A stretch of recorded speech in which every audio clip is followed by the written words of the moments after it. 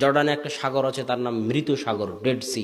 ওই সাগরে মানুষ ডুবে না কেন? ওই সাগরের মানুষ এক সময়, ওই সাগরটা একটা শহর ছিল, শহরটাকে আল্লাহ এইভাবে উল্টিয়ে দিয়েছেন। ওই শহরের নিচ পিঠে, তল পিঠে যেটাকে আল্লাহ উল্টিয়ে দিয়েছেন, ওই পিঠে একদল মানুষ বসবাস করতো যারা এত বেশি জেনায়, ঘৃণ্য জঘন্য যৌনাচারে লিপ্ত থাকতো যে পরিবার প্রথা বন্ধ হয়ে যাওয়ার উপক্রম হয়ে গেছিল।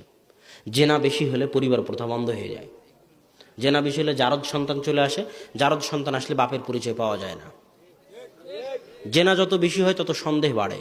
আপনি আপনার মায়ের উপর সন্দেহ করে ফেলে দিবেন, আপনার বাপ তার নিজের স্ত্রীর উপর সন্দেহ করবে যে পেটের এই সন্তানটা আমার পক্ষ থেকে না আরেকজনের পক্ষ থেকে, আল্লাহ জানে। এটা জেনার আধিক্যতার কারণে হয়। জেনার আধিক্যতা পরিবার নষ্ট করে দেয়। কথা বুঝতে পারতেছেন? আর সেটা শুরু হয় বেপর্দা থেকে। কি থেকে? বেপর্দা থেকে সেটা শুরু হয়। এই জন্য পর্দার গুরুত্ব ইসলামে অনেক বেশি। পর্দা করা হচ্ছে সম্মানের মাধ্যম। পর্দা করা কিসের মাধ্যম? আমি আপনাকে কি দিয়ে বুঝাবো যে পর্দা করা সম্মানের মাধ্যমে? একটা উদাহরণ দেই।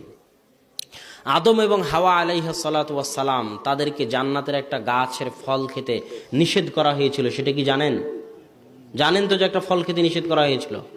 ফল যখন তারা খেলো তখন তাদের গা থেকে কি খসে পড়ে গেল? পোশাক খসে পড়ে গেল। তার মানে উলঙ্গ হওয়া একটা শাস্তি, আর গায়ে কাপড় থাকা, পর্দা থাকা একটা সম্মান। কথা মনে হয় বুঝাতে পারলাম না।